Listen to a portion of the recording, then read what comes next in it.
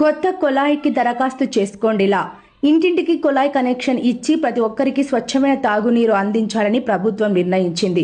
దరఖాస్తుదారుడు కొత్త కుళాయి కనెక్షన్ తీసుకునేందుకు సచివాలయంలో అవసరమైన పత్రాలతో దరఖాస్తు చేసుకోవాలి. దరఖాస్తులో పేరు, చిరునామా, ఇతర అవసరమైన విషయాలను రాయాలి. కుళాయి కనెక్షన్ కోసం చేసిన దరఖాస్తును పరిశీలించిన తర్వాత పురపాలక అధికారులు అనుమతులు మంజూరు చేస్తారు. జనరల్ కుళాయి కనెక్షన్ ను డిపాజిట్ కింద 6,000 రూపాయలు చెల్లించాల్సి ఉంటుంది. అధికారులు అప్రూవ్ చేసిన 3 నుంచి వారం రోజులు దరఖాస్తులో రాసిన చిరునామాకు పురపాలక సిబ్బంది వచ్చి కుళాయి కనెక్షన్ ఇస్తారు.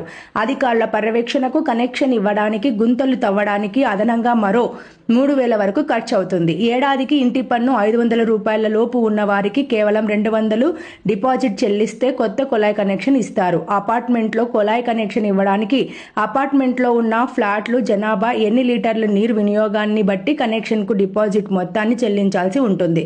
నంద్యాల పట్టణంలో మీటర్, నాన్ మీటర్ కుళాయి కనెక్షన్లు కలిపి 32,300 ఉన్నాయి. అపార్ట్మెంట్ కనెక్షన్లు 308 ఉన్నాయి.